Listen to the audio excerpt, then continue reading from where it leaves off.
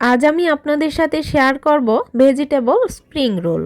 আর রোলের ভিতরের পুরটা যদি মজার হয় তাহলে কিন্তু রোলটা খেতেও সুস্বাদু হয়। তো কিভাবে এই পুরটা তৈরি করলে বেশি মজার হবে সেটাই আজকে আমি আপনাদের সাথে শেয়ার করব। আর চিকেন ছাড়াই যে ভেজিটেবল রোল এত টেস্ট হয় সেটা এই ভিডিও দেখলেই বুঝতে পারবেন। আশা করি ভিডিওটি আপনাদের অনেক বেশি কাজে আসবে।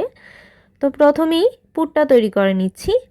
প্যানে কিছুটা তেল দিয়ে দিচ্ছি অর্ধেক পরিমাণ করে রসুন কুচি আর আদা কুচি। 2 চামচ রসুন কুচি আর আদা কুচি দেওয়া আছে। প্রথমত এগুলোকে ভাজতে হবে না, পেঁয়াজটা যে দিব তার সাথেই কিন্তু ভাজা হয়ে আসবে।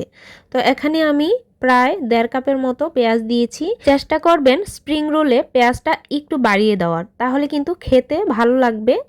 এখন এই পেঁয়াজটাকে রসুন কুচির সাথে একটু নেড়ে চেড়ে জাস্ট ফ্লেভার একটা আসলে আর পেঁয়াজটা যখন একটু নরম হয়ে আসবে এখানে কিছুটা গাজর কুচি দিয়ে দিলাম।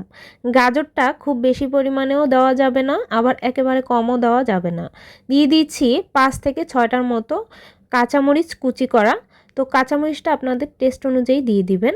হাফ চামচের থেকে একটু বেশি গোলমরিচের গুঁড়া, 1.5 চামচ ধনিয়ার গুঁড়া দিয়ে দিলাম। ধনিয়ার গুঁড়াটা একটু বাড়িয়ে দিলে ফ্লেভারটা ভালো আসে। এখন এর মধ্যে আমি ম্যাগি ম্যাজিক মশলার প্যাকেটটা আছে তার থেকে অর্ধেক পরিমাণ দিয়েছি। তবে আপনি যদি আরেকটু ঝাল খেতে পছন্দ করেন তাহলে এই মশলাটা আরেকটু বাড়িয়ে দিতে পারেন। মশলাটা বাড়িয়ে দিলেও সমস্যা নেই। এখানে 4 কাপ পরিমাণে দিয়ে দিলাম বাঁধাকপি কুচনো। তো এখানে বাঁধাকপির পরিমাণটা সবগুলো সবজি থেকে একটু বেশি থাকবে। এখন এর সাথে একটা ক্যাপসিকাম কুচি করা দিয়ে দিচ্ছি। ক্যাপসিকামটা হাতের কাছে ছিল তাই দিয়েছি, আপনার যে দিতেই হবে এরকম কিছু না। 1 চামচ স্বাদ মতো লবণ দিয়েছি। লবণটা অবশ্যই টেস্ট অনুযায়ী দিয়ে দিবেন, যেহেতু এই শীটের মধ্যেও লবণ থাকবে তাই এখানে একটু বুঝে লবণটা দিতে হবে। চুলার আঁচটা মিডিয়ামে থেকে একটু হাইয়ে রেখে এই যে সবজিগুলোকে জাস্ট একটু নরম হওয়া পর্যন্ত ভেজে নিব। তবে সবজিগুলো একেবারে ভাজা ভাজা করতে হবে না, তাহলে আবার এর ক্রাঞ্চিনেসটা কমে যাবে। এই পর্যায়ে এখানে নুডলস আগে থেকে সিদ্ধ করা দিয়ে দিচ্ছি 2 কাপ পরিমাণে। তো এখানে আমি কোকোলা নুডলসটা ব্যবহার করেছি 1 প্যাকেট পরিমাণে। চাইলে যে কোনো নুডলসই এখানে ব্যবহার করা যাবে। 1 টেবিল চামচ সয়া সস দিয়েছি, 1 টেবিল চামচ টমেটো সস দিয়েছি।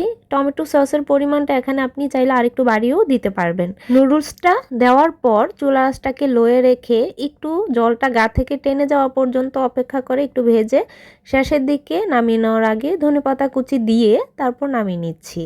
এই যে দেখুন এখন একটু শুকিয়ে গেছে আর নুডলসটা দেওয়ার ফলে কিন্তু আঠালো ভাব থাকবে। তো নামিয়ে একটা সাইডে রেখে দিয়েছি। এখন দেখুন আমি রোলগুলো তৈরির জন্য এখানে শীট নিয়েছি। আচ্ছা, এখন এই রোলগুলোর শীট আপনি কিভাবে তৈরি করবেন আমি কিন্তু আমার গত ভিডিওতেই এই শীট তৈরির একদম পারফেক্ট একটা রেসিপি শেয়ার করেছি। আশা করি এই রেসিপিটা আপনি দেখে নেবেন। ডেসক্রিপশন বক্সে এই রেসিপি লিংক দেওয়া থাকবে, অবশ্যই দেখে নেবেন। এখন চলুন স্প্রিং রোলটা তৈরি করে দেখাচ্ছি। একটা কোণার অংশে মাঝ বরাবর কিছুটা পুর দিলাম।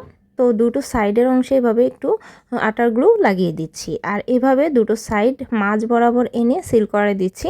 এখন যেই পিছনের দিকের কোণাটা আছে সেখানেও একটু গ্লু লাগিয়ে দিচ্ছি আর ঠিক এভাবে এনে করে নিচ্ছি। আসলে এটা বলে বোঝানোর মতো কিছু নেই, আপনি দেখেই বুঝে নিতে হবে কিভাবে করছি।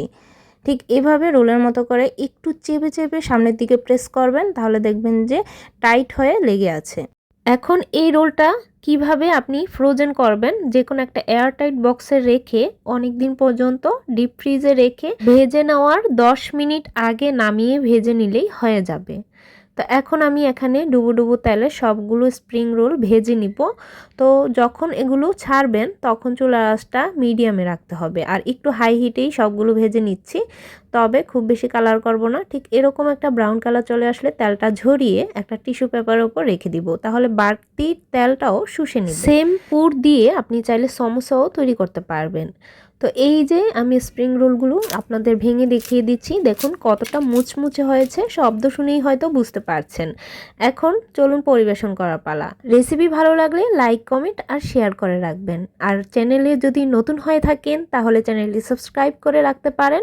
আজকের মতো তাহলে বিদায় নিচ্ছি, ধন্যবাদ সবাইকে।